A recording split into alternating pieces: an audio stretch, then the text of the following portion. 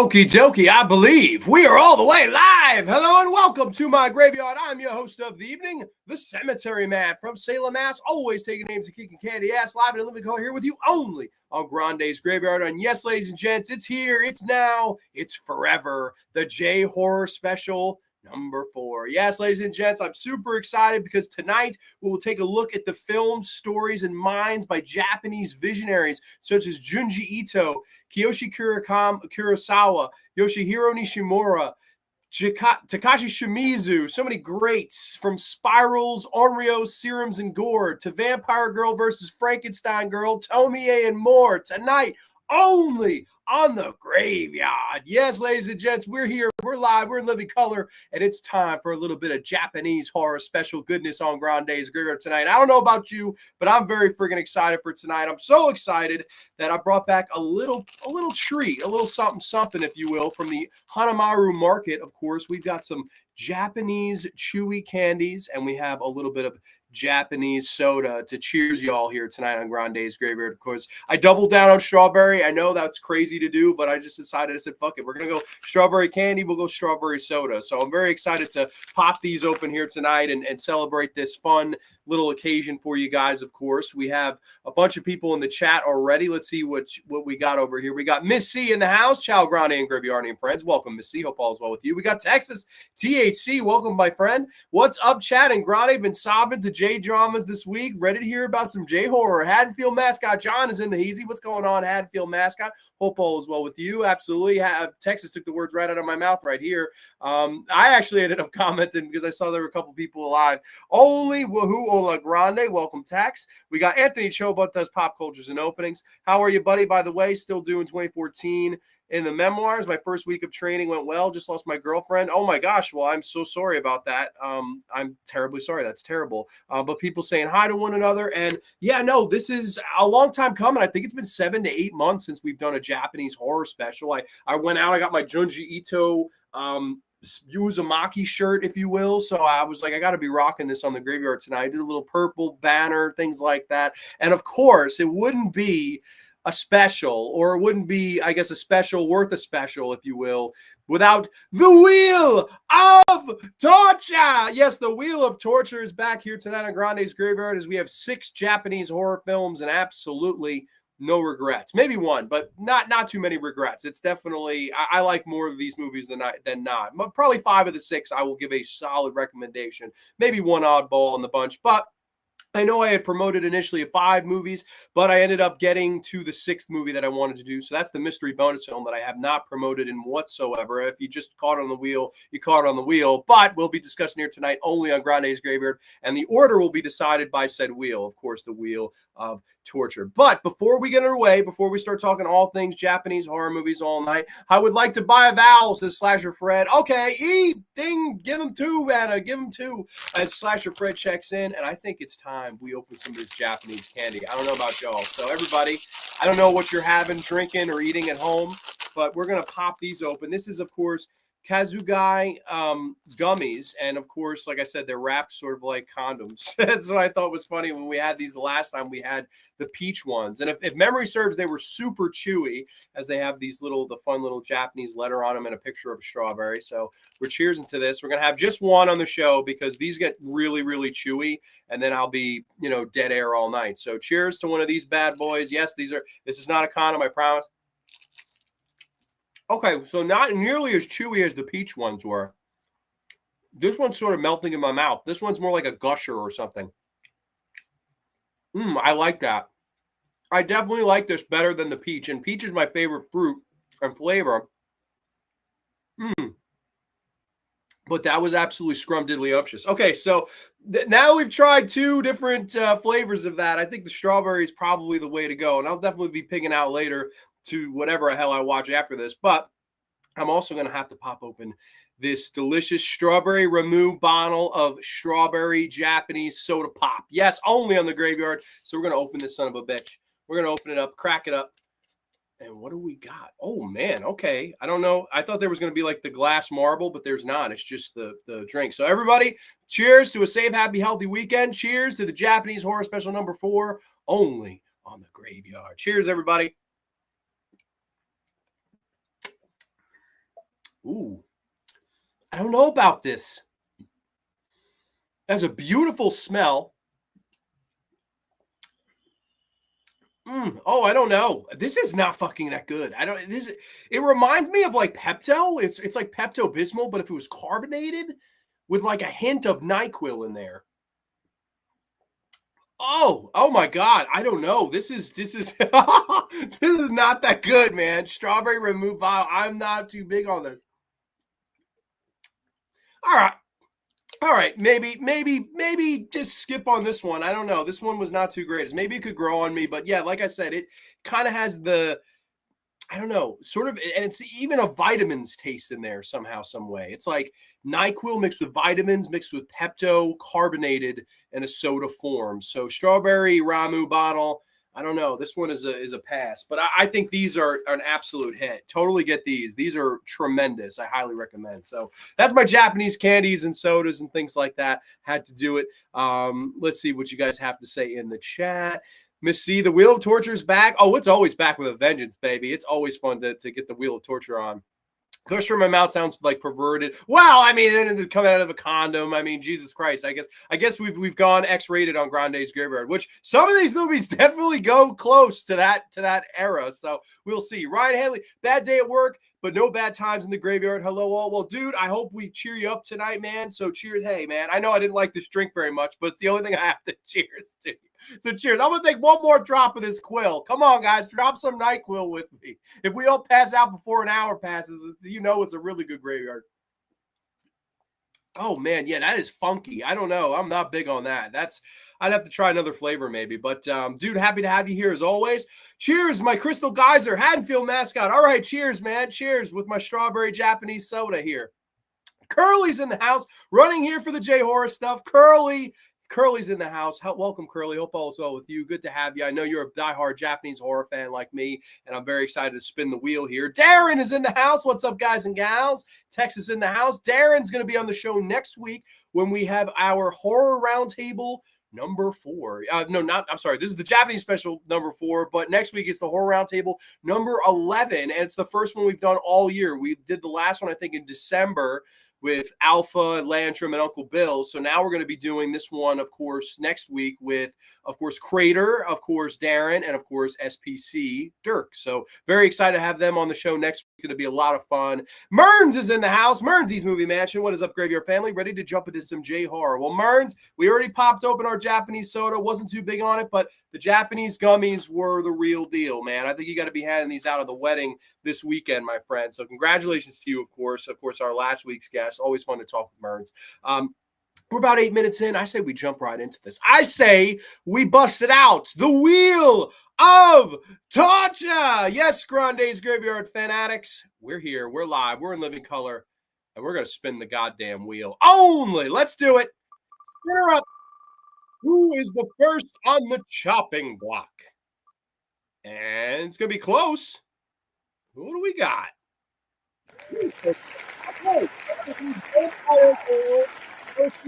Frankenstein girl. And no, you are not reading that title incorrectly.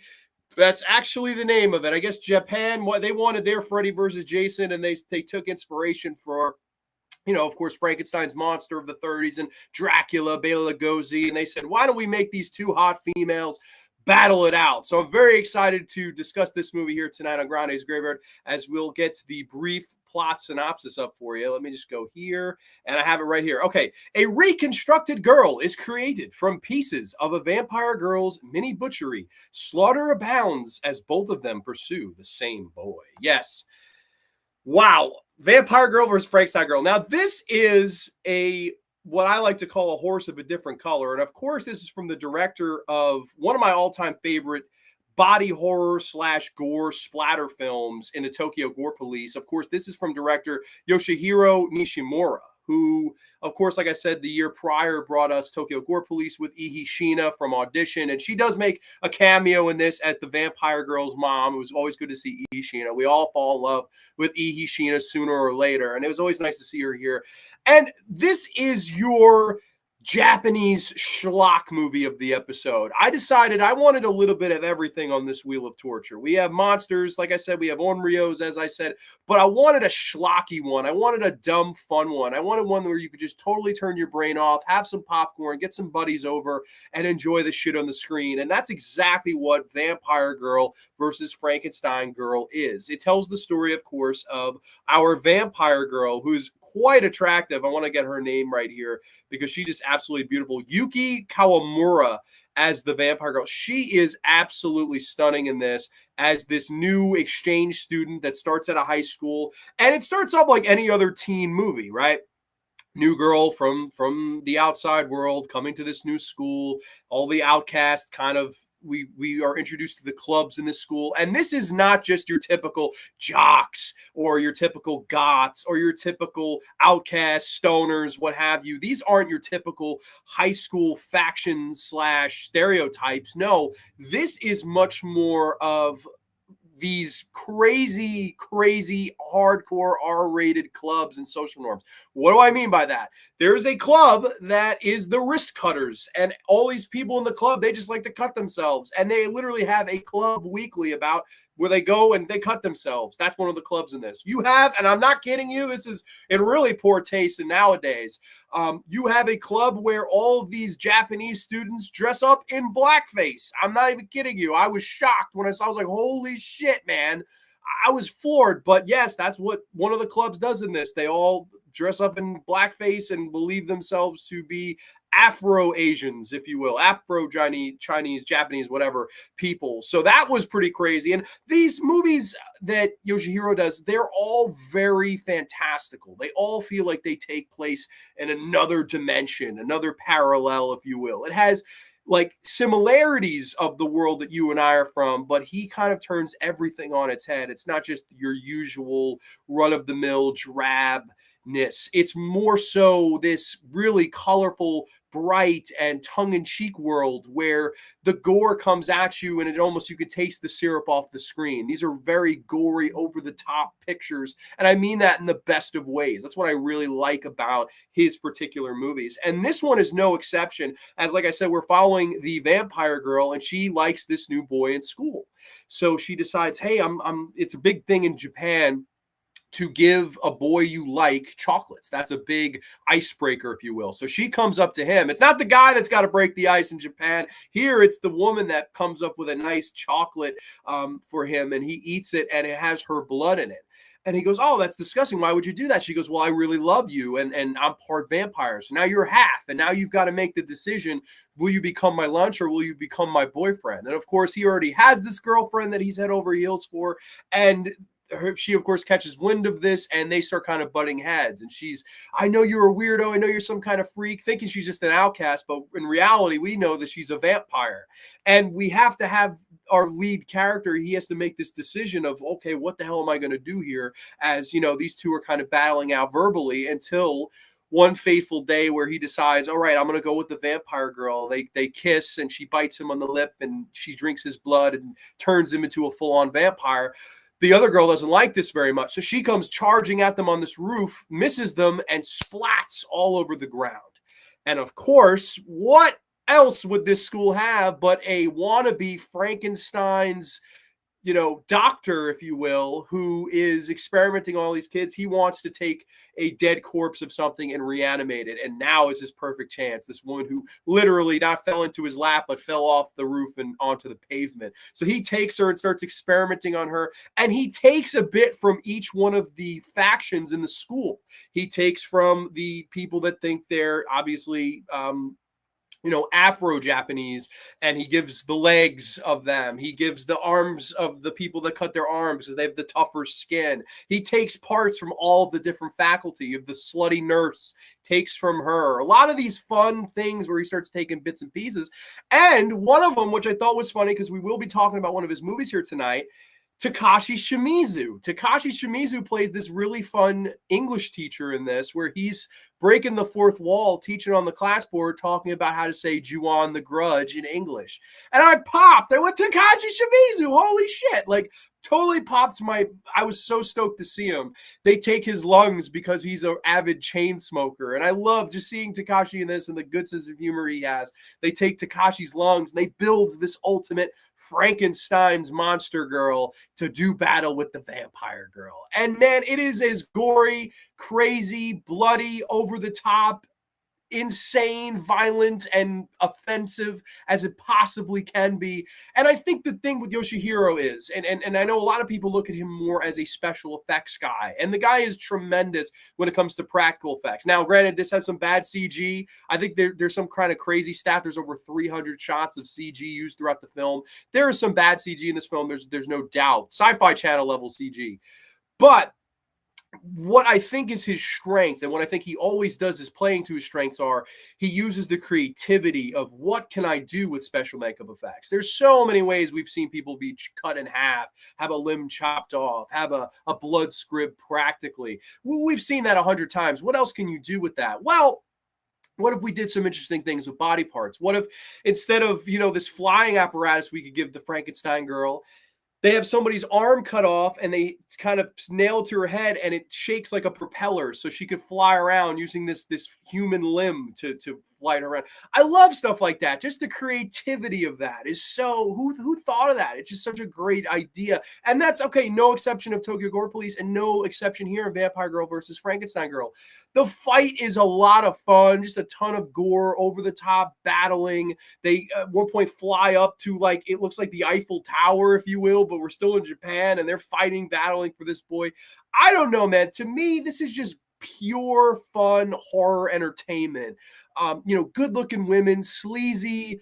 The slutty nurse is always really funny. The over the top characters, dialogue, things like that. The whole world that you're dropped into, you immediately know the tone, I think, is perfect because it's so tongue in cheek and it's so in on the joke with you that you almost have to laugh along and see its charm with it. And that's why I really like Vampire Girl versus Frankenstein Girl. It's just a bunch of fun at the movies. And man, I think this is one that more people need to see because I had an absolute ball with this week for sure. Let's see.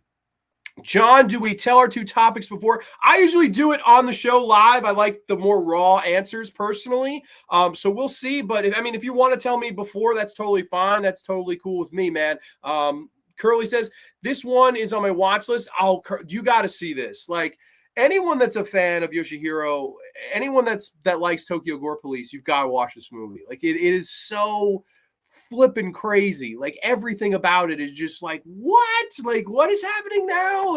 It's one of those movies where you'll stop yourself constantly to go, wait a minute, did they just really do that? Did they just really go there? And that's what I thought was so fun about it. Ryan saying, hope everything goes awesome this weekend. Absolutely. I'm starting out with a banger. Love Vampire Girl versus Frankenstein Girl. It's insane in the best possible way. I completely agree. I think this is fun schlock. There's a lot of instances of schlock that I don't get into. This is a rare exception of schlock that I just find so much fun. Because everything else is so well done.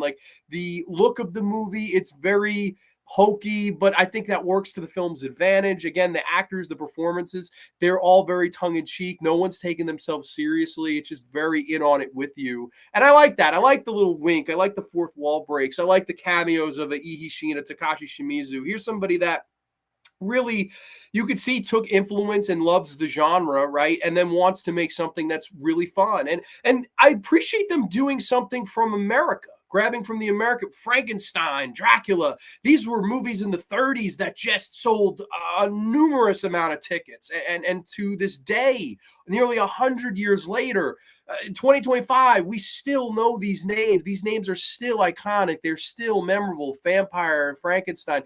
Of course, you do see that Eihi Shiina's mom is named Alucard, which of course is Dracula spelled backwards. And I thought that was really clever. I was like, okay, her mother is Dracula. She's the daughter of she's Dracula's daughter in a parallel world. It's never said, but if you know your stuff, if you're a nerd like me, and let's face it, I'm a big nerd.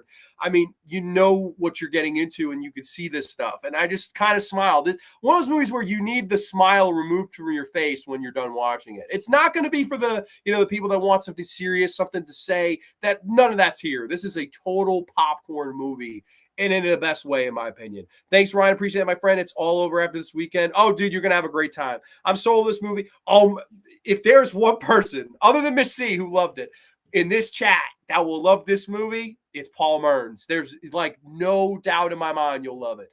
You're welcome, Mearns. Enjoy your day. Absolutely. We got Trench in the house. Bradley's here. Hey, what's up? What's going on, Trenchy? Hope all is well. This sounds insane. Oh, man, you would like this a lot, too. I think you'd really dig this one, man. It's just crazy. It would be a perfect like watch along if you ever want to do like a backstage watch along together and catch up and stuff. It's a perfect movie to watch or have on in the background while you're talking. I watched Vampire Girl versus Frankenstein Girl last year around Halloween last year. Someone uploaded it on YouTube. I won't swear to it, but I believe the copy is still on here. I'm not positive about either. I do believe there is a Blu-ray that's not too hard to get though. Very insane, but in the best way. What's up, Grani? Just got out of I know what you did last summer, 2025. Stoked for the show tonight. Thank you so much, man. I hope all is well with you, and I hope you enjoyed.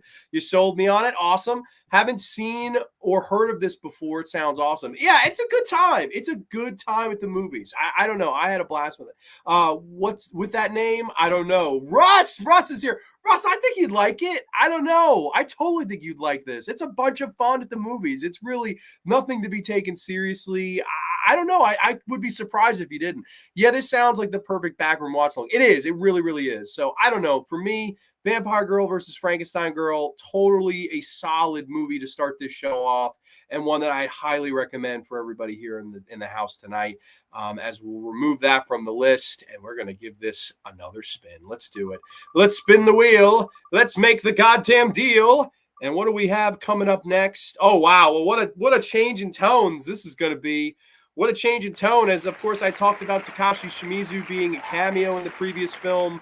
Here, we're going to talk about a movie that he actually did direct, and this is, of course, Marebito. Marebito from 2004, and, of course, I have the brief plot synopsis. A fear-obsessed freelance cameraman, played by none other than the director of Tetsuyo the Iron Man. Yes, Shina Sakamoto investigates an urban legend involving mysterious spirits that haunt the subways of Tokyo. Yes, Marebito. Now, this is what I like to call a horse of a different color. And of course, you guys know me, and if you've seen the Ju-On reviews, right? I know I've done Ju-On Part 1 and 2. I've reviewed all the Ju-On movies on here.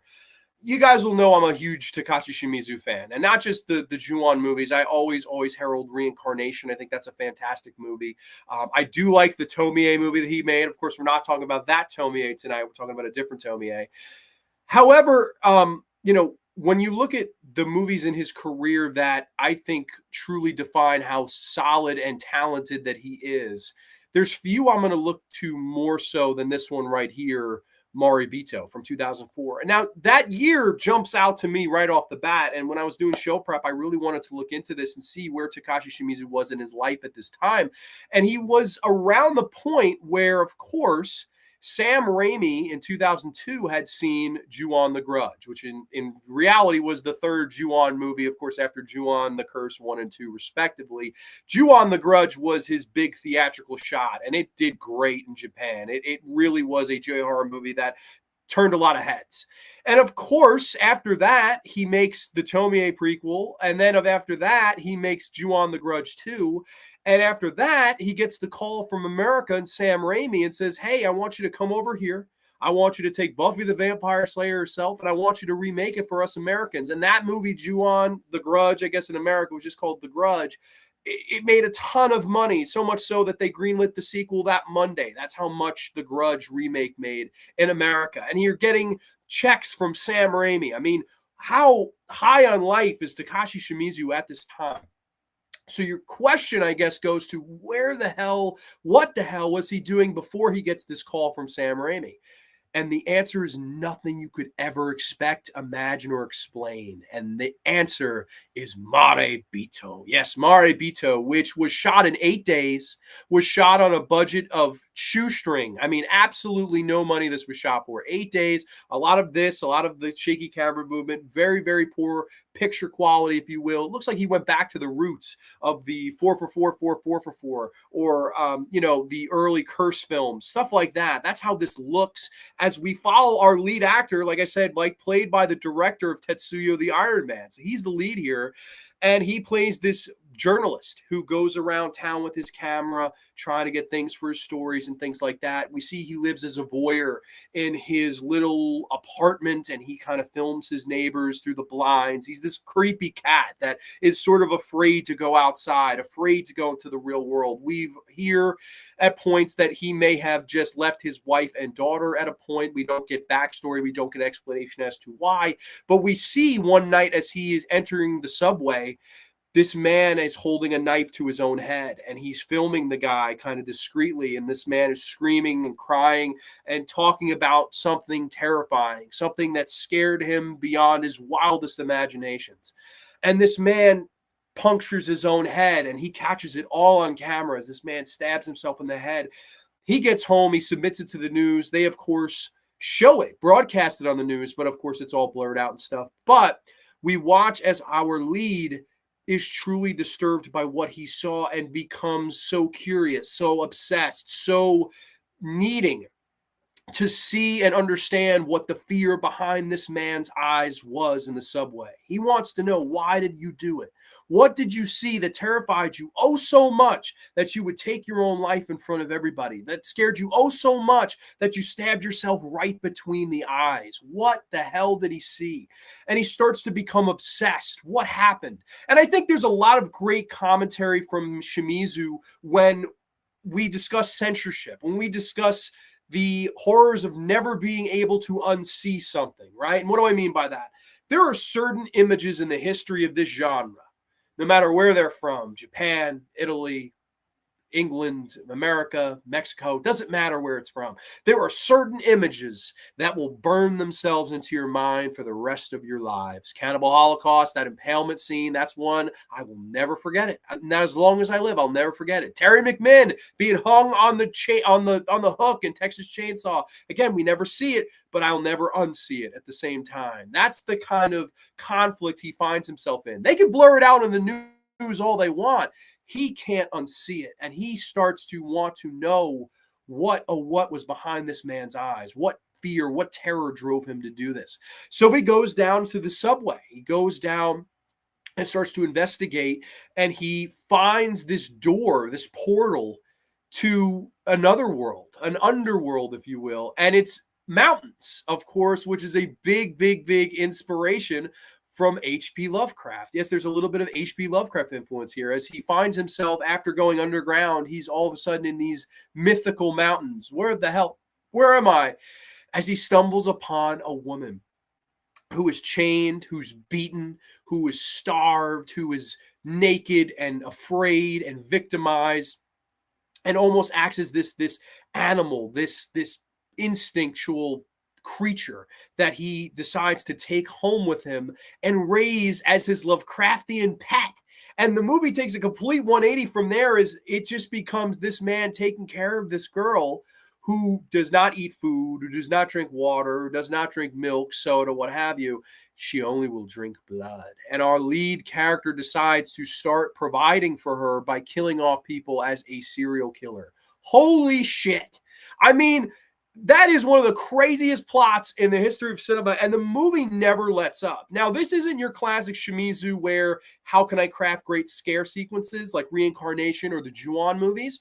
I mean, there are a few better at crafting great scare sequences when it comes to the genre of horror, and Shimizu's one of those guys. He always does a good job at crafting scares. That's not this type of movie. This is something he made in 8 fucking days. This is much more psychologically driven, Lovecraftian driven, and I think it's a lot of inspiration, of course, comes from a lot of American writers, which I thought was, again, really interesting to see. We don't really see a lot of Japanese Lovecraftian adaptations, but here's one of them, and I thought this was really, really well done, overall. I loved how it was done. I loved how it was paced. And I think that it has a lot to say because, of course, here we have our guy who, like I said, he lives behind a camera. He hides behind a lens. He's run away from his family, who, of course, his own daughter does not love him anymore. His own daughter is not in his life anymore. But yet he went to this mountain area underground somehow and found this creature that he's raised as his own daughter because he was a shitty father to the first one. Crazy, just absolutely crazy. And it goes to some crazy extreme lengths. There are these weird creatures that look like fish people that I think are another homage to H.P. Lovecraft. I mean, just really weird, like shit you'd see in Dagon. I thought those creatures were just terrifying. I think they call them the Nero creatures or something like that in the film. Creepy, these bald, like pale albino creatures that are just fucking creeping around. Really creepy. I loved that. And of course, more and more he's getting blood for her until he decides it's not enough. And there's this one crazy scene where he goes to kiss her and decides instead to cut his tongue open so it pours in her mouth and she's drinking all this blood. This is a weird film. Like, this is not for the faint of heart. It is all over the place. It has a little bit of everything, right? It has creepy imagery, weird psychology, the whole ideas and horrors of unseeing and censorship and voyeurism. I just love this movie. It's so fucking weird. It's so abstract. But I think for me, what's so amazing about it is the timing. This is something you think you'd make at the beginning of your career. We have no money. We're starving artists. We're eating Wonder Bread for dinner with no fucking mayonnaise. We're starving. We're making 8-day movies here. You know, what are we doing? No, this wasn't the case at all. This was right before he got the big payday to go to fucking America and work with Buffy. I mean, this is right before he makes $100 million+ movie that was #1 at the box office, the sequel that outgrossed The Departed in its opening weekend. I mean, it is truly incredible where he was at this time. And I think that that's the beauty of horror filmmaking. When you look at a guy like Shimizu, and I know a lot of people will go on and on about Raimi, guys like Hooper. I love them too. I think Shimizu's right there with those guys. And I love that Sam Raimi was the one to see it and say, we got to gate this guy into America, right? This is the guy that made Evil Dead, Within the Woods, of course, Shockwave or Crime Wave, whatever the hell it was called, these low budget pictures, and then eventually got noticed and to become this big Hollywood film director where he's making Spider-Man epics and Oz films. He saw that in Takashi, and I love that game recognized this game, and the low-budget indie roots are still here, even though we're about to go to America to get our 7-figure payday. I love that, man. I just love that about Shimizu. He's one of those guys that never ceases to amaze. This is one of my absolute favorites from him. It's weird, it's quirky, it's dark. There's really not a moment of levity. It's just really heavy throughout the whole thing. And to me, when you want a really weird underground late night Friday night movie where you turn all the lights off, you close the blinds maybe, and you kind of huddle up in a blanket by yourself. This is a lot different from Vampire Girl and Frankenstein Girl, where you're not having fun with this at all. You're just going to be disturbed from beginning to middle to end in all the best ways. And Takashi Shimizu is one of those guys that just always hits the ball in the ballpark with that. So I don't know. I really recommend Marebito. I think it's a damn good Japanese horror movie, in my humble opinion. One that I think more people should know. The plot sounds like a cross between Peeping Tom and The Ring or Candyman. Yeah, I mean, I can totally see Candyman for sure. It definitely has some Candyman vibes, like the aura, the sense of dread in it. That's totally Candyman. And I don't know, I don't see much of Ring, but Peeping Tom for sure. Noroi the Curse, one of my favorite J-horror movies. Dude, I love Noroi the Curse. I did review that on the last J-horror special. We did the J-horror special #3. That was my favorite of that whole episode. So I highly recommend anyone who has not seen the Noroi the Curse. It's great. Ryan's right on the money, man. I love that movie. That is a movie. Talk about a movie that scared the shit out of me. Noroi the Curse, come on down. That's a horrifying movie. I did manage to watch Marebito last night. I can't lie. I just struggled to get this movie. By no means horrible, but it just wasn't for me. Yeah, no, that's totally understandable. It's so weird. It's so out there. It's so avant-garde in a way that I can totally understand somebody just being like, huh? Like, and I can even see somebody that loves Ju-on, that loves reincarnation, that wouldn't like this, because it's not like those movies. There's no Onryo. There's no Kayako Sieki. There's nothing like that. This is just, it feels like somebody made this in their basement or something. And that's why I kind of like it. It feels so film student, where instead it's this guy that's about to hit the peak of his money making in Hollywood. I love, that's what I love about it. It's just so, it's the opposite of what it should be, but it works. This sounds awesome. Dude, I'd love to hear a review of this if you do end up checking it out. Definitely a very weird movie. Girl creeped me out. Yeah, no, I mean, I thought was great in this too, as her, these fangs, this weird girl. I don't know, man. I thought she did a really good job. Everybody in this did great. It's crazy that it's the director of Tetsuya the Iron Man as the lead. I thought that was fun. And this won't be the last we hear of Tetsuya the Iron Man. We do have another Tetsuya actor, actually, that will show up on this list here tonight. But without further ado, I think it's time to spin the wheel and make a goddamn deal. Let's do it, ladies and gents. Let's do it. 4 movies. What's it going to be? And close one. Really close one. Oh, boy. Oh, man, this movie. Splatter. Naked blood. Yes, Splatter, naked blood. Brief plot synopsis. A scientist taints his mother's scientific experiment with his own drug that transforms pain into pleasurable experiences. Unfortunately for the 3 women involved in the experiment, the drug works a bit too well. Yes, Naked Blood, aka Splatter Naked Blood. This is, of course, one that came out in a fun year. This is the year I was born. Granted, it was only by a week or so, but I'm a late, the latest 96 baby there can be. So represent the birth year, if you will.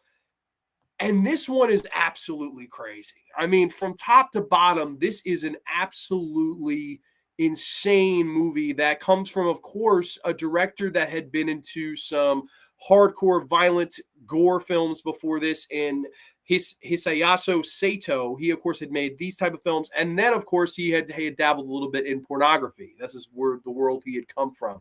And this is almost a pseudo sequel to a movie he had made in 1987, I guess in spirit only, where we follow these 3 women who are taking part in this drug clinic, and they give you the idea that it's more so for fertilization, although I don't know if it's ever truly said what exactly the trial they're in or supposed to be in is. But you have this nurse going on about how we're overpopulated and how we have enough people here, and we don't need any more babies. We don't need any more mouths to feed, because in 200 years from now, we're going to run out of food to feed these mouths. That's basically the whole spiel that this nurse gives. And she says, we're going to give you guys this serum, and of course we're going to pay you handsomely, and you're going to walk on home today. You're going to feel perfectly fine. This is like a birth control thing. So they all get this serum, they all get it, but unbeknownst to them, what they really are getting is the nurse's son's serum. Of course, her son has created this serum called My Son. Funny enough, her son, my son, your son, fucking, I don't know, Sanford and Son, all the sons you want to get, Sonny D. He has created this serum that has your endorphins heightened when you, of course, feel pain, right? Instead of these, horrible feelings when you get punched, bruised, cut, hurt, what have you, you'll feel it as the ultimate ecstasy. You'll feel all of this horrible pain as the ultimate beautiful pleasures in the world. And that's what they're doing here with this serum. Once you take it, you of course can feel pain, and it feels like the greatest orgasm or the greatest pleasure, the greatest happiness of your life. And it's unbeknownst to these women, unbeknownst to the nurse, the only person that knows is the guy, is the son that has created this thing. And he's trying to watch them from afar. He, of course, steps over too far and starts getting involved with one of these women, and they start going out talking. They're both kind of weird, oddball people. Of course, she's into this weird shit because she's an insomniac, that she uses these cactuses to try to help her sleep at night and fluctuate her friggin' dreams. Weird shit. Some really, really weird stuff. And then we follow the other 2 women in their day in, day out lives as they start to feel the ultimate pain being pleasurable. What do I mean by that? We have one woman cutting up some onions. Cut. She cuts her finger by accident and goes, ooh. So it's not ow, I cut myself. She starts feeling pleasure from it. She's like, oh my God, I want to do that again. So she cuts herself again. And all of a sudden, she just starts cutting the holy hell out of herself until the point where she's drinking her own blood and going, my God, how do I amplify this? How do I get a better satisfaction, a better climax, if you will? Hell, I'm in the kitchen. She starts putting batter on her hands and shoves it into the fryer. She's frying up her own hands. Talk about finger looking good. She starts eating her own fingers in this movie. You're just like, what the fuck is going on, man? This crazy lady eating herself in the kitchen. And it only escalates from there. She's like, all right, what can I do now? She's not selling that she's bleeding like crazy. She looks like she is at the peak of a sexual climax all the time. She sits on the counter, kind of puts her feet up. She gets a knife and fork and starts cutting off her private parts, including, yes, she eats her own clitoris. I mean, oh my God, it is crazy, but in the most fun way possible. I had a ball with this because it is so over the top with its violence, but it's also portrayed in a very raw and disturbing manner. And I thought that really worked about it. It was really like, holy fucking shit, man. What are you doing to yourself? Like, it's one thing to cut yourself by accident and enjoy, but then the whole, I'm eating my fingers and I'm eating my vagina, that I'm eating, like, holy shit, man. It goes to the point where she just literally eats herself. Meanwhile, this other woman, she's putting on a pair of earrings. Oh, I'm in the mirror. I'm beautiful. I got my dress, blah, blah, blah. Put on the earrings. She accidentally punctures her ear. And she goes, oh my God, I punctured my ear. That felt pretty good. So she starts taking pins and sticking it fucking in herself, all through her arms, through her ears, through her face, through her cheeks, her legs, everywhere. She's stabbing the hell out of herself with these pins.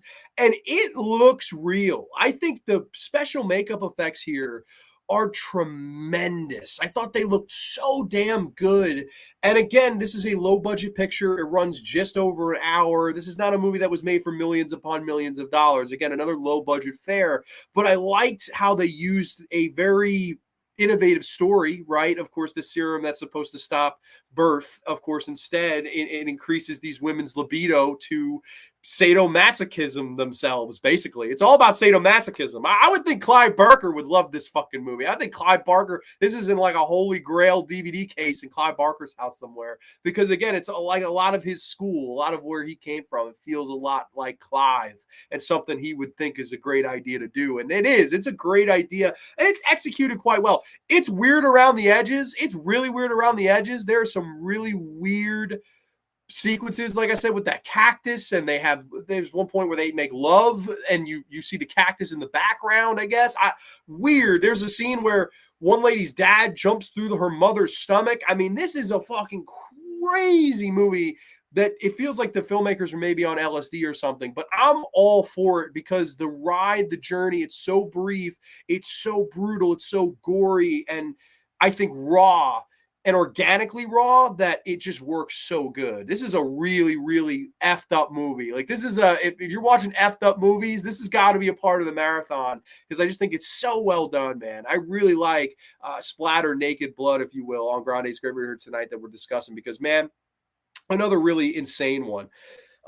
Splatter is off the wall. That tempura hand girl is wild. Dude, that is like, and I'm watching it. I'm like, what is she doing? And it's puts her hand in there and she lets it cook. She's like, all right, I don't want to take it out too early. I got to make sure it's cooked. I want to get both sides. But she just starts eating her fucking fingers. I'm like, oh my God, lady, what are you doing? Like, stop eating yourself. And she's like, oh yeah, and just starts cutting off her clitoris. I'm like, what? The clitoris? You took the phrase lick clit a little too fucking seriously there, lady. Oh my God, crazy.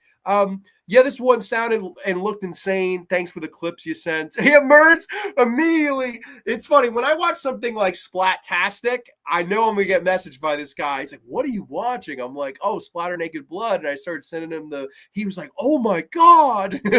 Or Mertz, oh my God. Yo, Joe Mama's in the house. What's going on, Joe Mama? Hope all's well. Making her own sushi. Yeah, man, that's a sushi roll and a half. Talk about a fucking crab roll. Damn, these plots keep getting crazier and crazier. And that's the fun of it. That's the fun of this damn thing, man. The crazy over-the-top plots. But this one, I will say, this is not, I might have laughed, but I'm not saying your guy's going to laugh. Vampire Girl, Frankenstein Girl, you're going to laugh. It's funny. It's tongue-in-cheek. This is not. This is weird, and I laughed. but I don't think it's supposed to be laughed at. I think this is fucking like, you're supposed to watch this and be bewildered. And I sort of was, but there are points where I couldn't help it. The cactus shit I thought was hysterical. What in the fuck? Like, what? But in a good way. I don't know. I love that. Yo, what up? Naked Blood is awesome. Scratch Birdo's in the house. Welcome, Scratch. Hope all is well with you. Yeah, this is a really good one to me. It's got a little bit of everything. It's very fucking disturbing, but in all the right ways. Curly, OMG, how come I haven't seen this yet? I'm slacking off. Yeah, Curly, you got to see this one. This is holy cow, man. You have not lived until you see a Japanese woman fry her hand in tempura, eat her own clitoris, and then, see another lady start stabbing herself with pins and shit. I mean, crazy, absolutely crazy. I do think, for what it's worth, now I'm not positive because I've seen the movie once, I think it's sort of trying to have a commentary on that this is going to spread throughout the world, and now all these people are going to get infected by this, because by the end, this one girl, our lead, she's like, oh, I'm going to infect all these people and stuff like that.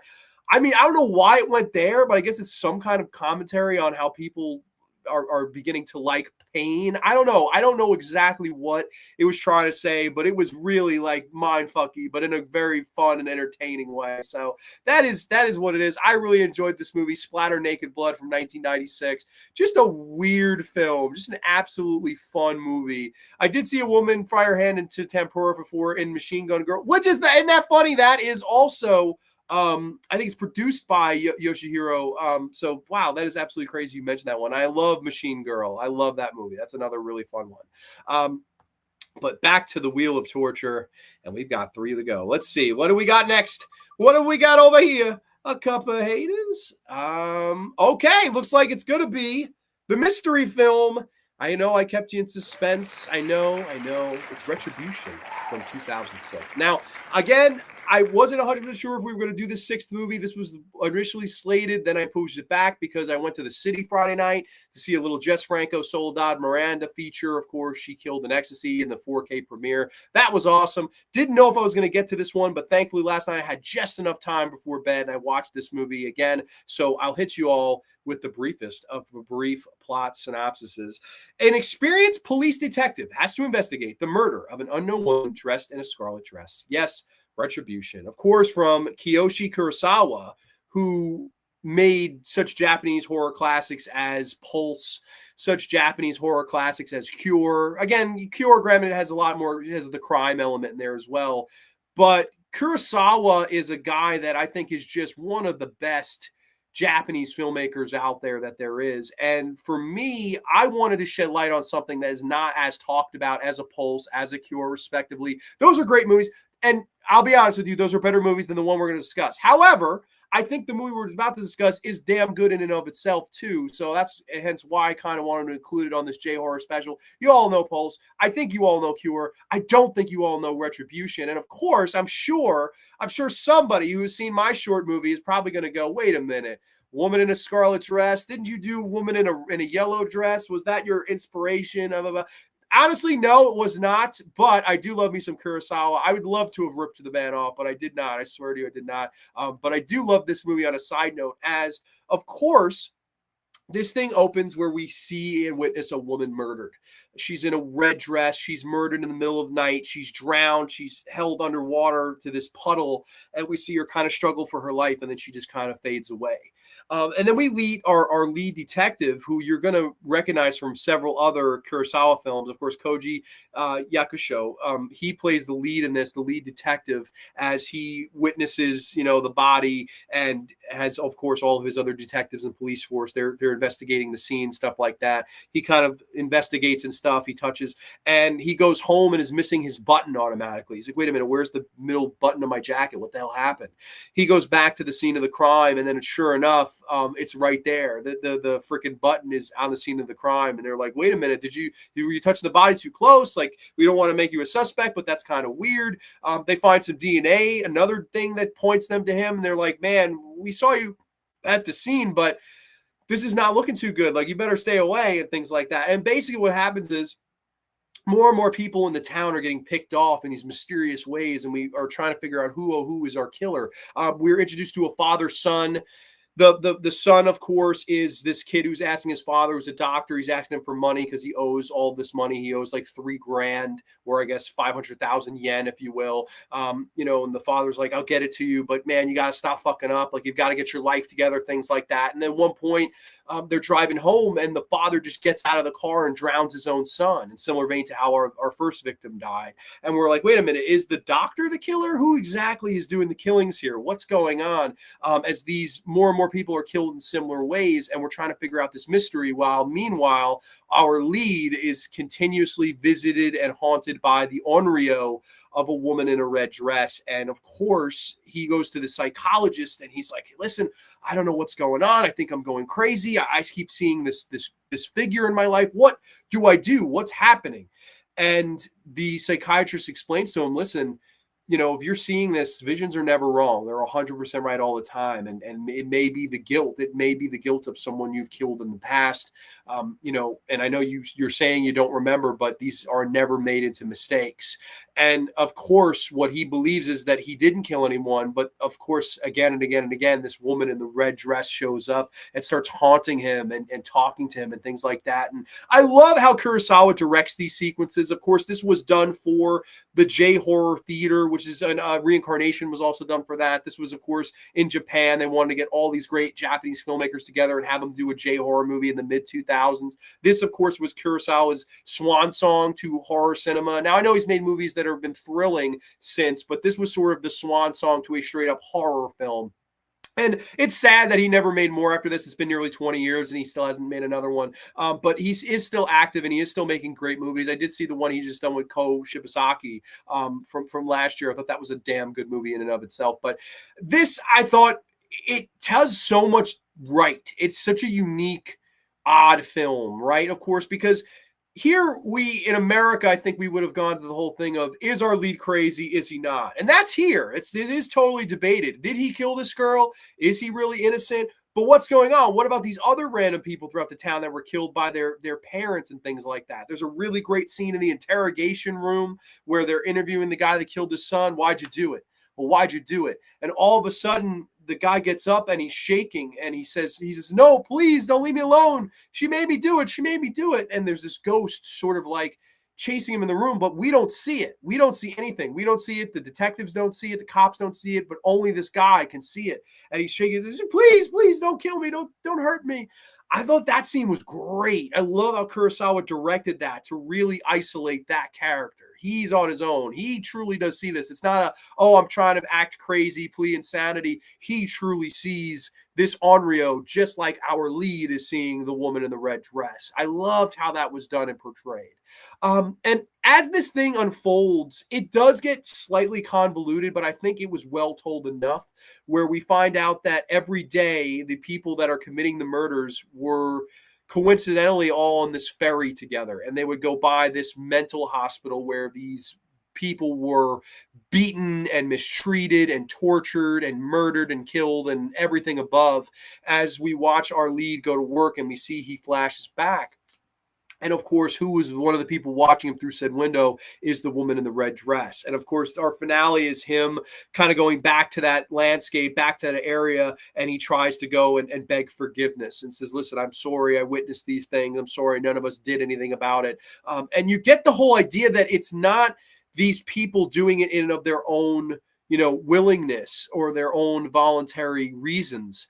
It's through the rage and anger of the woman in red, hence the red color. A lot of people go, well, why is she wearing red, Grande? That's stupid. Why red? Why not another color?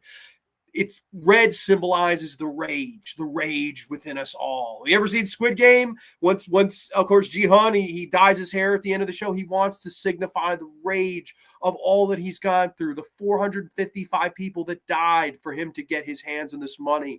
Red envisions and symbolizes the rage within us all, and the rage that is each and every one of these characters that are driven to madness, that are driven to kill, do upon these people that are in their lives, whether it be your son, whether it be your best friend, whether it be your girlfriend. There's a great scene where you have this woman, she's a secretary in an office, and it seems very unconnected to everything at first. You could tell, is kind of sleeping behind doors with the guy that runs this company, and one day she walks in and he says, we're getting divorced. he says it so nonchalantly. He says it so not excited, like, hey, I'm getting rid of her. Like, we could be together now. Like, not sincere, just we're getting divorced. We can keep fucking, basically, is what the guy's telling her. And he says, we're getting divorced and you're going to move in. And he basically gives her a laundry list of what he's going to have her do. And without asking her, without saying, hey, do you want to do this? Would you like this? Hey, I'm getting separated. I'd like to go out with you. Not a genuine, sincere guy, just a fucking scumbag.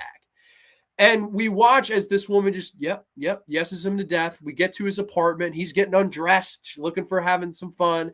And she fills this tub with salt water from the sea, beats him over the head with a fucking hammer, and drowns him in the tub, similar vein to how all these other victims have been drowned. I don't think it was on her own voluntary will to kill this guy. I think, again, it was the rage caused from this ghost, this Onryo, if you will, this red dress woman that forces her to do it. And I think that's the whole thing the film is trying to insinuate. This ghost will force you to do things that you may intrinsically want to do, right? Of course, the father that's upset with his son, the secretary that's upset with her boss, and then, of course, our lead who's just miserable in and of his own life. I love how that's done. It's so unique, so innovative. There's nothing else quite like this. I think a lot of films would take this in a one-dimensional way and only go so far with it. Whereas this, it's so multi-layered. I've seen the movie 3 or 4 times. I still feel like I've missed things in this movie that are truly over my head. And that's what I love about it. It's a film that challenges you in the best of ways. It makes me think so much, and it's quite entertaining, creepy, atmospheric, everything you'd want at the same time in a Kurosawa film. So that for me is why I like Retribution so much. And it's a movie that, like I said, again, it has challenged me over time. I still don't quite really understand everything that's going on, but that's what I like about it. There's a big twist. I won't give the big twist away, but there's a big twist that maybe some people will see coming. I personally did not the first time I saw it, but I thought that was quite clever. And I don't know, this is a movie that I think everyone needs to see. It's like a psychological drama / mindfuck movie, Retribution from 2006. And I think, if you're a Kurosawa fan, like I said, if you're a fan of these movies I mentioned before, I think you've got to check this out. I totally think this is worth a watch. If you're a fan of him and his films, and of course, Japanese horror as a whole, I think it's a must watch. John says, love Kurosawa. Retribution is great. I agree. I think Retribution is a great one too. I'm happy you've seen this as well. Because it seems to be like the unloved sheep of his horror career. It's the one that nobody really mentions. And I'm always like, dude, if that's my black sheep, man, I got a hell of a career. And yeah, it is true for sure. That the other ones are a little bit superior, but I still think this is damn good and worth a watch. Yeah, no, it is interesting. It's very complex though. This is definitely not a turn your brain off type film. I saw a woman fry her hand into tempura before, but she was super drunk. Yeah, I'm sure that's happened before. That's great, man. Welcome, Anthony, Fever Dreamland Theater. People saying hi to Anthony. Yeah, no, this is one I highly recommend. I think this is a really, really fun, good horror movie, in my opinion. So Retribution, one that I think everyone needs to see. And wow, wouldn't fate have it this way that we're down to the Junji Ito too? These are the last two here, and they're Junji Ito. As I've frozen here, I think I'm frozen. I think we're okay. Yeah, I think we're okay now. So let's spin her up. Let's see which one we want to talk about first here. And I think it's going to be. And it's funny, these are the two that I own actually. But of course, from 1998, of course, that was coming around right at the pike of the J horror boom, of course, that was started by Ring and Hideo Nakata. I'm talking about this movie right here. Talking about Tomie. Yes, Tomie from 1998. And of course, again, a brief plot synopsis. A traumatized young woman is trying to recover her memories with the help of a psychiatrist. During her hypnosis sessions, she repeats the name Tomie, but is unable to recall where she knows it from. Yes, Tomie. Now, this, of course, comes from the famous Junji Ito manga, and I can, of course, unshare the screen here because now we don't have to spin the wheel anymore. We know the last two in the order. This comes from the famous Junji Ito manga from the late 1980s called the same thing, Tomie, in which we had several different chapters that discussed this girl of beautiful intrinsic beauty, the mole, the beauty mark above her eye or just below her eye, and a woman that could drive men into madness or drive them to kill for her or drive them to kill her herself. A woman that was not human like you and I, but a creature, a monster, if you will, that could regenerate if you chopped it up into bitty pieces, right? You could chop off her arms, her legs, her head. Will grow more Tomies. It was a similar vein to lizard regeneration. It will just grow back, or crab will just grow back. And of course, here we have Tomie, the movie, which was done a little bit over a decade after the manga had originally come out. And this was divisive. I know a lot of people at the time didn't like it. I know several people continuously say that this is one of the most boring J-horror pictures, of course, in dealing with a big budget J-horror picture. Granted, this wasn't too big budget. This was like $1 million movie. But of course, from that boom, a lot of people say this was a dull movie. And there's that old saying where it's not my cup of tea, Grande. I don't like it. It's not for me. It's not my thing, not my cup of joe. I respect that. All due respect to that. For me, this is exactly my cup of coffee. This is exactly my cup of tea. This is why I love horror movies. It's movies like Tomie. It's movies like Ju-on, Ring. I don't know. I'm a sucker for it. And I just think this is a great movie, an undersung movie. Arrow, of course, did put this special edition out. Blu-ray. I highly recommend if you're a collector to get this because, man, this is just the definitive version to own if you do love this movie. I watched all the features on this and read through the booklet. This is my favorite movie we're going to be discussing here tonight on Grande's Graveyard. So just a heads up. First and foremost, I think what was brilliant was they didn't want to do this without the blessing of Junji Ito. Of course, the director that took on this project, Ataro Oikawa, he wanted Junji Ito's blessing before he wrote his own script. He said, listen, can we do this? Are you okay with this? Like, this is your baby. This has gone on for over a decade. It's one of the works that everyone knows you for.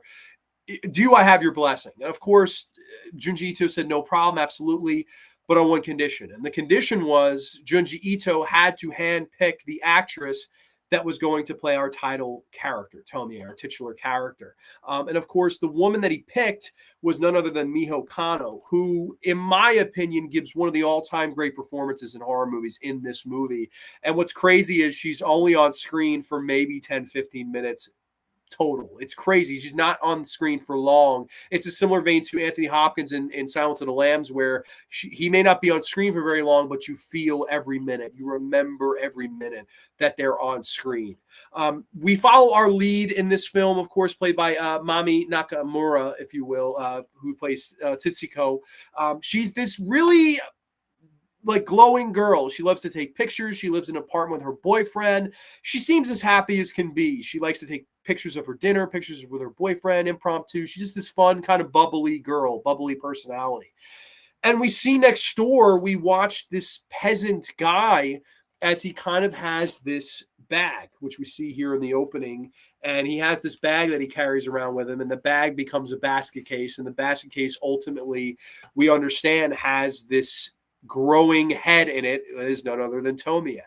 And we watch as he goes from, this small little head to this little girl. And what I think was really interesting and smart and daring and ballsy, dare I say, was the director's decision to not show Tomie until the last hour. So there's about an hour and 10 minutes until we finally see her front and center. It's the last 25 minutes of the movie.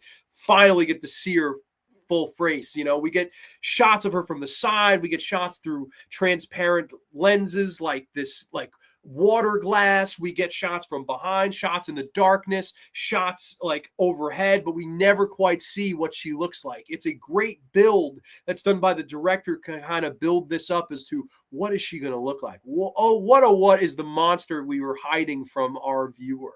I loved that. I thought from a creative standpoint, from a directorial standpoint, it was done so masterfully here. I love how they kept Tomie, the monster in your monster movie, if you will, in the shadows, hidden away, almost disguised, if you will. And I love their shots. I love how it's done where this guy is head over heels doing anything that she says. Oh, he's feeding her at first. Then these bugs crawl in and we hear crunching. We see, of course, as she's grown into a little girl and he's like, oh, is there anything I can get you? Can I get you this, or this? He gets her something and she throws it away. And he goes, I spent a lot of money for that. I did a lot for that.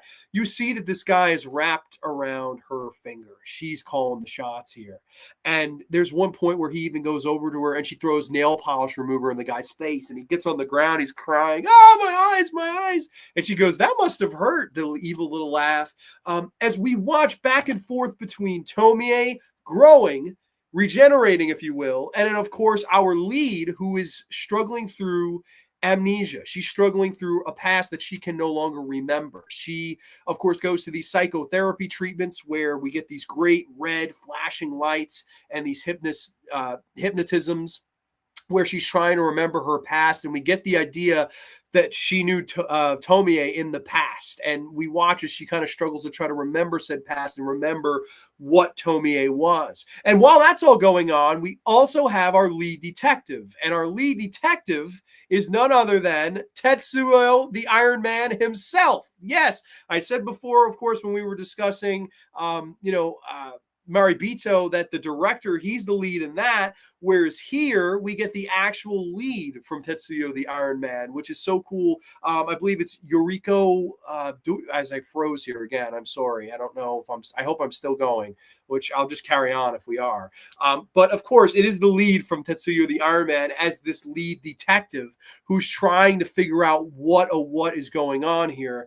And he plays as the perfect build guy, hype man, wingman, if you will, for Tomie. He confronts the doctor that, of course, our lead is seeing, and he says, "Look, here she is 20 years ago. Here she is 3 years ago. Here she is 100 years ago." He's pointing at all of these things of classes that Tomie was a part of.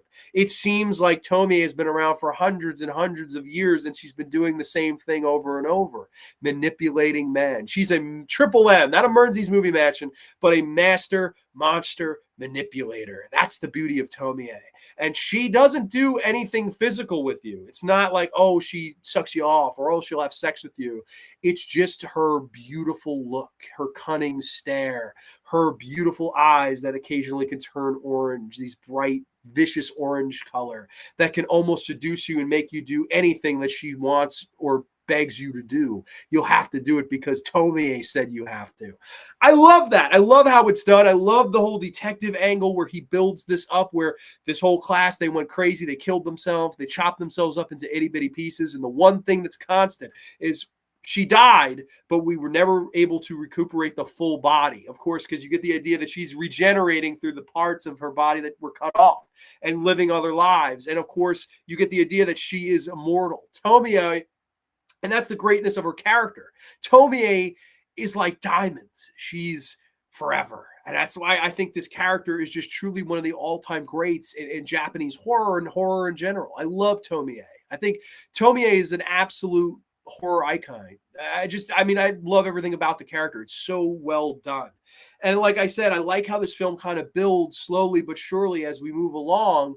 And we get, of course, our lead, her boyfriend, he's sleeping around on her. And we see that he's doing these things like that. And of course, he works in this little pissant restaurant. One day, once Tomie is all grown, she goes and applies for a job. And all of the guys that are hiring her, they're like, "Oh my God, I'm going to bang her. No, I'm going to bang her." These guys are sitting around the table. And little do they realize they're the victims. They're the meat. And of course, our ultimate predator is Tomie. And she doesn't have to kill you herself. She'll make you kill someone else and drive you insane to kill your own self. That's the beauty of her. And there's some great sequences where we watch her as she's talking to, of course, the lead's boyfriend. She's discussing with him that, "Oh, I like you. I think you're really good." And he's trying to resist, but he can't. He physically can't do it because, again, it's like the possession. It's the curse of Tomie, if you will. I love that. That stuff was really well done. As we build up to, like I said, about the 70-minute mark where we finally get the encounter between our lead protagonist and our lead antagonist. And we see Tomie for the first time as she reveals herself with these glowing orange eyes and a sinister smile. Mio Kano, wow, what a performance. She is, and I know there've been 9 Tomie movies. I think there's been 11 different actresses to play said part. I'm sorry, none of them come close to Miho Kano. She is electric. And I love, love, love. My favorite scene in this movie is the promo that she cuts on Tutsuko. Like, I love that. It's great. The whole, someday you'll marry some stupid husband, have some stupid kids, and grow into an old, wrinkly granny. That's the happiness of being a woman. but I'm a monster. So I'll be pretty forever. Exactly. And it, kind of paying homage to her character, that being forever, right? It's a pity, isn't it? I'm sorry, Tetsuko. I stole the man you love again. He was a little shit, though. He was sleeping around. Didn't you know? I love when she says that, like to just rub salt in the wounds. Like, I knew your boy was cheating on you long before I got him. Men are all worthless animals, and I want you to remember me as we were. We were best friends. And then she gets into this second gear that I thought was absolutely breathtaking when I watched it. And I thought was really the reason what makes this one of my favorite Japanese horror movies is this great delivery with intensity in the eyes of Mio Kano, where she said, did you think about how much it hurt when you called me a monster? And she gets in her face and she goes, you don't remember anything, but I won't forgive you. And you get the idea that long ago, these two girls were best friends, and our lead can't remember this. She's fighting through the whole thing of, I don't remember, I had the amnesia. And we see as Tomie shows her a picture that says Monster Girl, and Tomie's face is scribbled out. It says it on here. And Tomie throws it down on the bed and says, look how much you hurt me. It's not just a fact of, okay, you called me something, I let it roll off because I'm a villain, I'm this, I'm that, I'm the other. I love that Tomie's emotions come out in that moment. We get the idea in the sense, in fact, that she knows she's a monster, and it truly hurt her pride that someone else saw it in her and was able to call her out on it. And she gets outraged and lets it all flow. I love the intensity in Mio Kano's eyes as she looks at our lead, gets in her face, and is like, you fucking know what that made me feel like. Do you understand that? I mean, I think that's top, great horror filmmaking for me. The psychology, the writing, the performance, and the actual time you took to build up to this moment. We built to this payoff. I know a lot of people say it's glacially paced. A lot of people say it takes way too long to get going. A lot of people say they should have just taken chapters from the manga itself. Whereas, you had great chapters in the manga, the one where Tomie is dating the teacher and she says, I'll tell your wife if you don't, break up with her. And so they all chop Tomie up, throw her off the mountain, and she comes back to kill them all by one. The one with Tomie and the little boy, and she turns the little boy into a murderer. There's a ton of great Tomie stories, and I know people wanted this to be an anthology, or some of them wanted them to just go direct from the manga. Why are you showing Tomie in the shadows? What are you doing here? It was ballsy. It was nervy. It was pretty gutsy. But man, for me, it pays off because I love how that's done. We watched the mano-a-mano of these two girls side by side, the build, until we get to this payoff of these two finally coming face to face, nose to nose, eye to eye, toe to toe. Great. I truly think it's just tremendously done. I love how that's all portrayed. And then this thing goes off the rails in its craziness. And I like that they went that way because, of course, now, are there things missing? Yes. There's not enough body horror in this movie. That's the biggest black eye that it has. However, with everything else, music, performances, tone, pacing, style, direction, writing, all of it is really top notch. I can forgive it for having as minimal body horror as it does. And of course, I would think the sequels, if you're more so looking for that, the sequels are going to give you more body horror. So that's what it is with that. But the whole finale I thought was truly crazy. We have, our lead, her boyfriend, he chops off Tomie's head as right before she goes, I need to tell you something. Boom, she gets decapitated. Crazy big old blood squib. Our lead is driving Tomie to try to dispose of the body. And then when she gets to the river, she's looking at the river, turns around, Tomie's head is coming for her. It's a headless corpse that's coming. I loved that. I thought that was great. And then we watch as we're on a dock. We're strangely on a dock, and our two leads are talking to one another, and Tomie says, the thing I wanted to tell you, I need to tell you now. And she's, well, what do you need to tell me? She tells her, you are me and I am you. And she kisses her. And then our lead's like, what the fuck? What does that mean? Or whatever. So she moves on. You see, it's a few years later. She's taking pictures. She's bubbly as ever. It looks like she's been unaffected and is living and leading a normal life now. Until she gets home. She gets home to develop her photos. She puts one of her pictures of herself, a selfie she had took, in this, developing room. And we see it develop, and she has Tomie's mole under her eye. And she just goes, no, no. She runs out of the room in a panic. She's all shaken, looks in the mirror and is looking at her eyes. She's like, no, no, what the fuck? And out of nowhere, a very, very simple yet effective jump scare as Miho Kano pops up next to her and smiles and looks in the mirror with her. Like I'm so proud.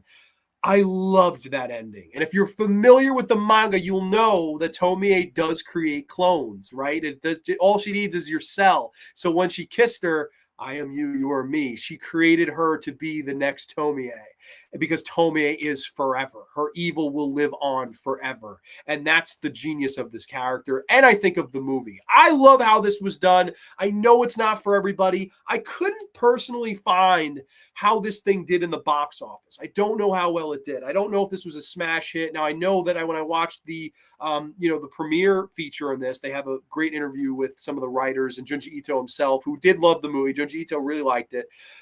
They asked the producer, they said, well, what's the plan next? So he goes, well, I hope there's Tomie 2 and Tomie 3 and Tomie 5. He goes, and I hope there's Tomie versus Jason. And of course, this was long before. This was 5 long years before Freddy versus Jason. So I got a good kick out of that. I was like, wow, he was just 5 years behind of when they actually did that. I don't know. I loved that stuff. I thought that was cool, but I couldn't find out how well this did. So I don't particularly know if this was a monster hit or not. Now, obviously, it spawned a lot. There was a TV series. It was like 3 episodes. And then there were 8 subsequent movies that vary in range. Of course, Ataro came back to direct a couple of them. One of them is done by Shimizu, which is one of the better ones. They're kind of all over the place. I haven't seen all the other Tomie movies. But for me, like, the ones I have seen, I think I've seen 4 or 5 of them at this point. Of the ones I have seen, this one's by far my favorite. And it's one that I understand why it's not put up there with Ju-On. I understand why it's not put up there with Ring. I understand why it's not put up with those particular movies, because it's not as scary as those movies. This is a different type of horror being told, even though it's portrayed and marketed and feeling like those type of movies. Of course, with our, instead of an Onryo, we have just this straight up evil character in Tomie. I think that this movie really is slept on and underrated. I consider this a classic. I think this is a classic horror movie for me. Like I hold it and herald it up there with those. It's not as scary, but everything else, it does perfectly for me. I love Tomie. I've always liked it. The manga is great. The fucking, several anime adaptations of it I've really liked. And this particular first movie is my absolute standout because, again, you got somebody that was born to play that role in Miho Kano, handpicked by the creator, Junji Ito himself. And I think that this is just a movie that's too slept on. Like, more people need to see this. I get it. You think it's boring, but I'm sorry. I'm the other boat. I think this is a damn good horror movie for me. Let's see where we were. I think we were here. Oh, as much as I love Junji Ito's Tomie, it just doesn't translate well at all in live action, unfortunately, in my opinion anyway. So do you feel that way with all of the Tomie movies? Because granted, I'm not going to lie to you, some of these are bad. There's Tomie Replay, Tomie Rebirth, there's Tomie Unlimited. There's a ton. They got their franchise. Don't get me wrong. What they did get wrong, though, is unfortunately a lot of these movies are very low budget. It's not like they got the big ultra budget and made all these giant paydays. It's almost like they were breaking even in the market, and they were just like, fuck it, let's keep spamming Tomie out there. Tomie is forever, right? She will regenerate, and as many sequels as we can do. I feel like none of its work translates well to film. We'll get there. I mean, this one is what we'll talk about next, which I like some of it, but I think others, it doesn't. I think this translated much better to anime as opposed to live action, but I get what you mean. It's tough, right? Because you look at the source material, you have exactly what's on my shirt, right? These drawings, the spiral of Uzumaki. You have, of course, the beautiful Tomie Kawakama. And I just think that it doesn't lend itself too well to film because it's really tough to do, right? These are short stories. Junji Ito very rarely wrote these really long novels. They were all generally 20 chapters of short stories. We have Tomie, but it's only a few pages, and then we're on to the next short Tomie story. And she's different in every story. That's maybe where the strengths played and maybe what they should have done. There was a lot safer ways to play this. But to me, I like what they did different. And I think that if you wanted to play it safe, why not do it with the sequels? And they don't do that. The sequels don't fucking do that either. So none of them have taken the whole manga inspiration.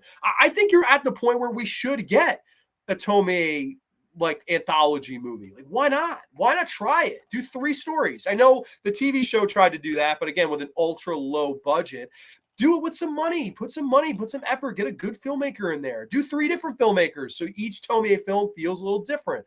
I don't know. There's a lot you could do with it. I think you could have played it much safer than they did here and much more commercial. This is a movie that suffers, I think, in a lot of people's eyes from it's not very commercial. It's not like a Sadako Yamamura. It's not like Kayako Saeki, if I can fucking speak Japanese here. It's not like those characters where it was just going to draw no matter what. I think you had to do similar vein to what the manga did, and it just doesn't. It really deviates in too far of a direction, I think, for people to get into it, and thus the commercializing of it bombed. Name Tomie sounds a lot like Rosebud from Citizen Kane, and of course, you are trying to find out what it means. Okay. Hola Grande's Graveyard in chat. Hope you're doing well. Welcome, my good friend Jinja Ninja. Hope all is well with you. I love the posters. Thank you so much. Hi. I'm one of your supporters. Posted you on Instagram, so I looked up your channel. Oh, thank you so much. I don't know who you are, but thank you so much, Kitty T3. Welcome, Kitty T3. Hope all is well. That's a first-time name in the graveyard, so thank you so much.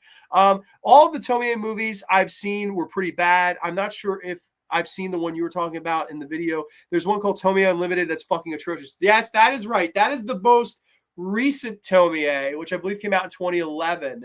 And yeah, that one's like super over the top, super bad CGI. I mean, that one I've seen. And that one, I think, has the whole story where you have finally a guy that isn't attracted to her. And she's like, what the fuck? I'm Tomie. Everyone's attracted to me. So she can't accept it. I like that stuff. That idea of it was good. But yeah, it's batshit. But very entertaining in comparison to all the others. Exactly. That one was purposely, I think, crazy batshit to kind of get a similar vein and gauge of a Vampire Girl and Frankenstein Girl or Tokyo Gore Police. Something that's dumb fun. Something that, okay. And I think a lot of people appreciated that.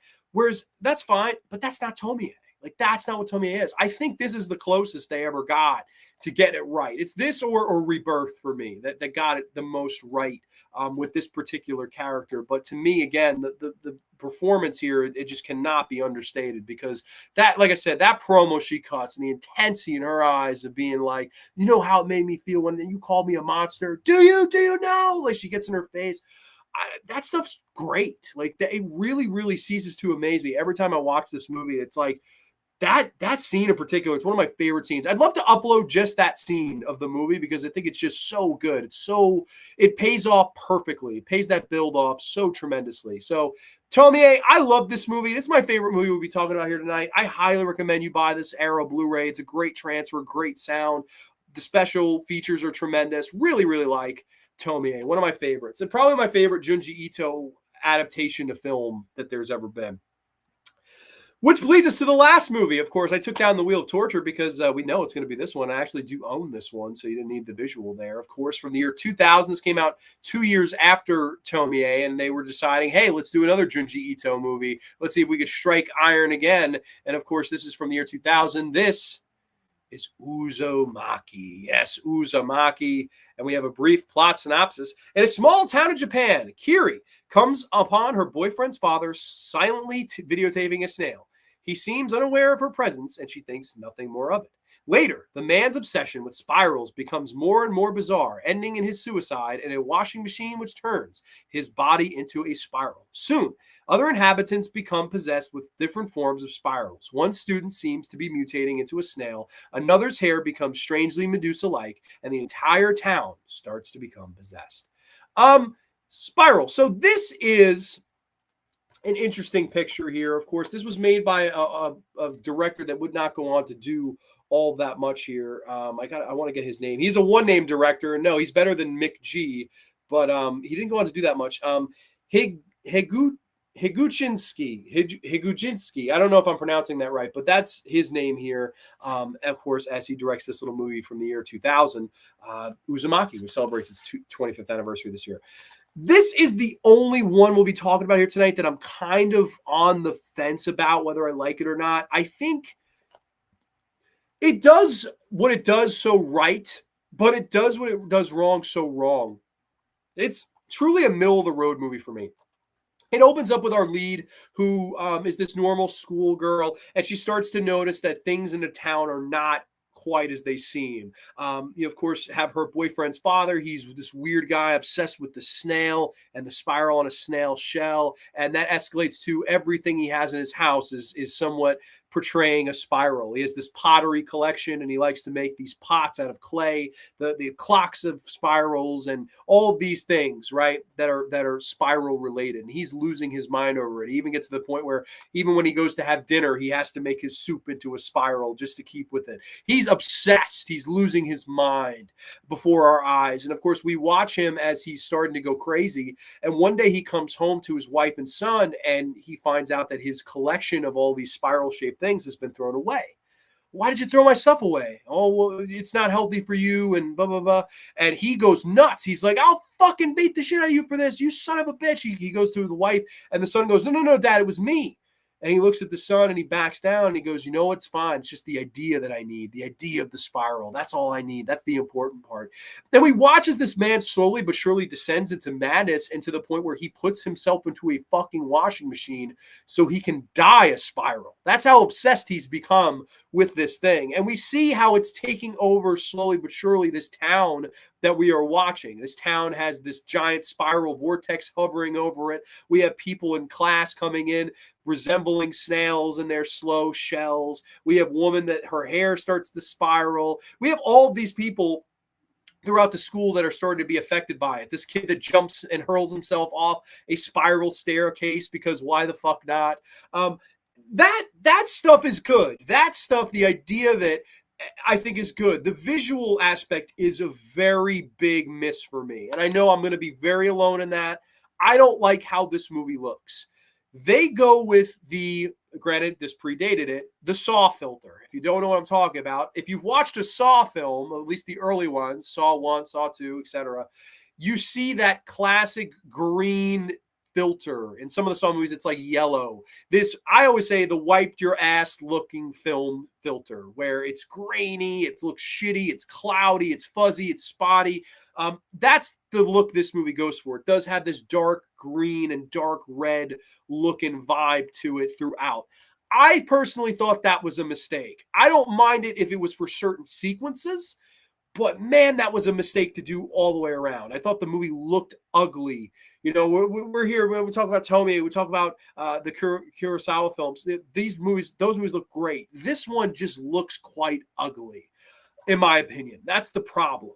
The editing is all over the place in this movie. There's a lot of weird quick cuts and angles and things like that I truly felt were a little too over the top. It was almost like the director was going, how many things can I do to be abstract? And I appreciate that, but it almost felt like he overdid it in some scenes. I felt like he went a little too far.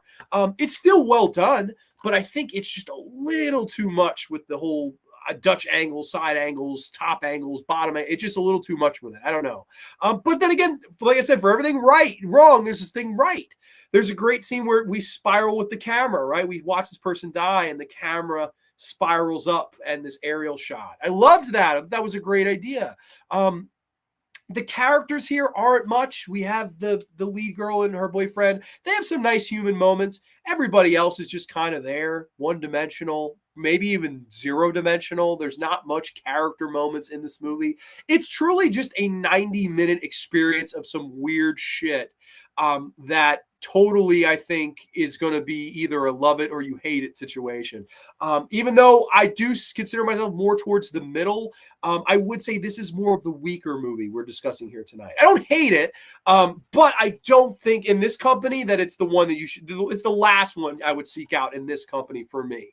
But like I said, it does do some things right. It has interesting special effects, interesting visuals. I liked the goopy snail thing on the guy's back in the school when they're trying to push that kid along. I thought that was effective. You have the eyeballs rolling around with the mother character. She looks up into the sky after her husband has died.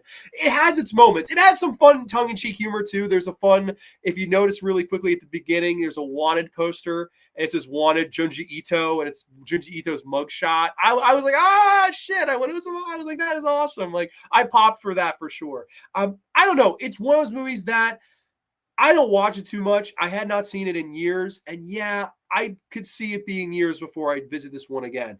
Nothing horrible, but nothing to run home about either. This is one where I'm much more with Curly when she said before that Tomie works better in the manga. Uzumaki works way better on the page than it does on the live action. And I think it even works better in anime. I know they did that episode of course, Uzumaki was a 4-episode series, like a mini series, where the first episode was breathtaking. I was like, holy shit, they got it. Like, this is great. And then, of course, there's the whole controversy with episodes 2, 3, and 4 that the production, they got their budget cut in a quarter and it just didn't turn out right. And they wanted to really finish it and show how hard they worked. So the studio fucked them over there.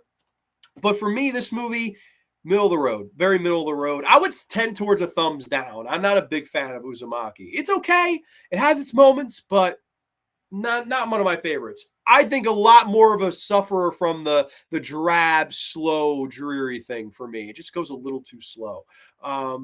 Let's see. Kitty, I'm playing some Overwatch and listening to this. Well, thank you so much.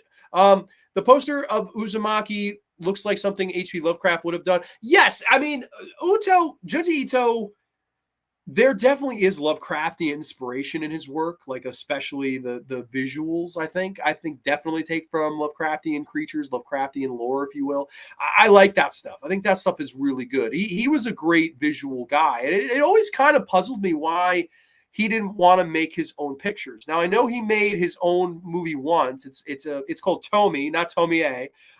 He made his own movie, and that's the only movie he ever directed. I don't know why he didn't want to direct Uzumaki. I don't know why he didn't want to direct a Tomie movie. I don't know what his big reserve was. I don't know. Maybe he's just not a big film guy, but he did give his blessings to all these movies, and I'm sure he's making a nice paycheck off of all of them. So I don't know. Maybe it's just a situation of I take my money, but I'm going to stick with what I know with the manga. And that's what I like about him so much. I think he's really good. And I don't think people give him enough credit when it comes to writing psychology or writing people.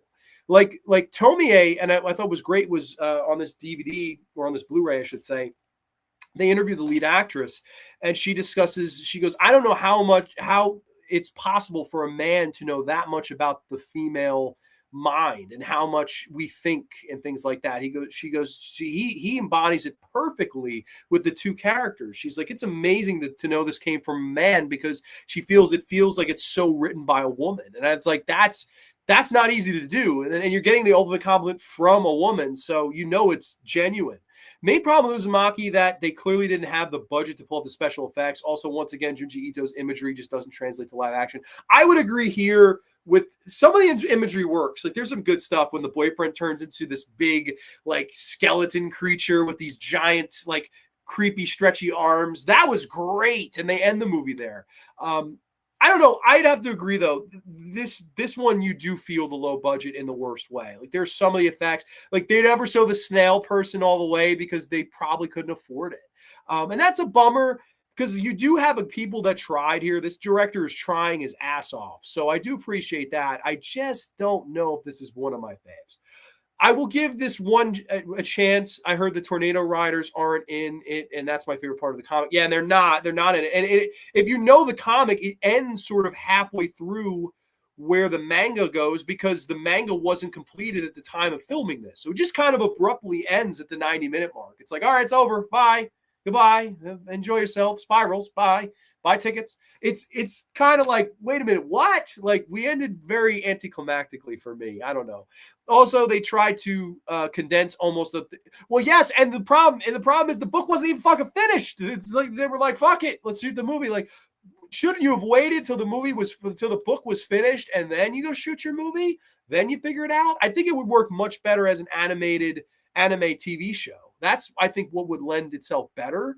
And there's a big reason why there's never been an Uzumaki 2, Uzumaki 3. There's not. It just didn't work. I mean, like I said, there are things that are done right, but overall, didn't work. Manga, I meant, sorry, Japan. No, you're good. Ring/Ringu trilogy of books ended with Spiral. But, oh my gosh. Well, that is, of course, a.k.a. Rosin, which they did do a movie of. And yes, that is a trip, of course, where Sadako comes out of the TV and has sex with you to spread her curse. And if you're reading her journal, you're spreading the curse and all these things. That is a wild movie. In fact, if you're a fan of Curly, if you're a fan of me and Curly came on here with me and we discussed all the Ring movies together. So that was a very fun episode where me and Curly went back and forth on all the Ring movies and the books and Lemon Heart and things like that. So that was a really fun episode of Grande's Graver from the past. If you want to check that out, if you're a Ring fan. Uzumaki is a weird movie, grew on me, but it could be better. That Lionsgate green. It really does. It has the Lionsgate green. It's so there to the point where I'm like, like I'm rubbing my eyes. I'm like, God damn it. Like I hate that filter. It reminds you and takes you back to a time where all those fucking movies look like that. Saw and Captivity and Hostel and all these fucking torture porn movies because, oh my God, Turistas, they just never fucking stopped until the Paranormal Train took it over. And that was the end of that. But I mean, it really, all movies looked like that at that time. It was just a really, oh God. Wow, this guy knows a lot about movies. Welcome to the graveyard, my friend. Yeah, no, I'm an unashamed nerd. I can't help it, but that's just me. I'm a nerd with movies, but happy to have a new person in the house. Thank you so much. If you want to, please subscribe. We're close to 1,800, I think. So that'd be cool when we get there. Hey, Grani in chat on a stream right now. Just wanted to briefly pop in and say hi. Well, welcome, Cooper Glover. Welcome, my friend. I know you're a big fan of Japanese cinema as well. Actually, Ringu Books Trilogy. Last book was Loop. Spiral is the second one. That's right. And it's Lemon Heart was the short story, I believe, which is where they go on to do Ringu Zero with the legendary Yuki Nakama. Wow, chef's kiss. One of the most beautiful women of all time. Yeah, my bad. Been a while since I read them, but one of them, Loop or Spiral, was a trip. You're right. No, Spiral was the trip. That's exactly the one. I know what you mean. With the guy who literally sells out the entire human race just to resurrect his son, Yuichi in the afterlife. Holy shit, man. Spiral is a trip. You are absolutely right. Sadako coming out of the TV to have sex with people. You just don't get any better than that. But yeah, no, this was a lot of fun. I really had a good time here tonight on Grande's Graveyard, a briskly paced episode where we went just over an hour and a half. I love these Japanese horror movies. I love doing the specials. They're just a lot of fun for me to just kind of get on here and give some recommendations for you guys. Of course, if you want to talk a little bit more, we can. If you guys have any more questions or things or topics you want to talk about, I don't mind. I'm up. I'm good. I'm feeling good. You know, if you want to talk about it a little bit more, but if not, totally cool. We can wrap it. Lemon Heart was in Birthday, which was sort of the spinoff, I guess. That's right. Birthday was called, and that's Ringo Zero is called Birthday. Most of these films sound interesting. Good show, man. Thank you. Yeah, no, that's my hope that people will see these as recommendations and go, hey, man, I'm going to sought these out, if you will, and go and check out some weird Japanese movies because I don't know. I'm just a big fan of this subgenre. I'm a big fan of Japanese horror, J-horror, if you will.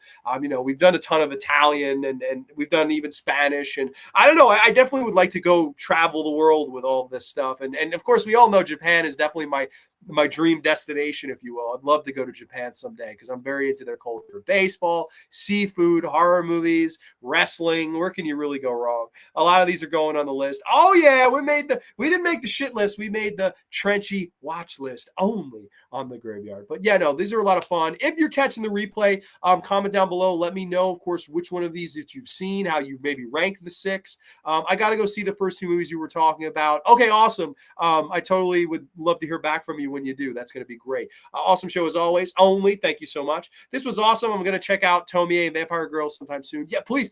I would love to talk about Tomie with you because I know I'm alone in liking it so much. So I would love to know. If you hate it too, that's fine. I'm so curious to what you would think about that movie, of course. And of course, Vampire Girls is cool too. But Tomie for sure. I would love to know that. You got to go to Japan one day, Grande. You'll never want to return.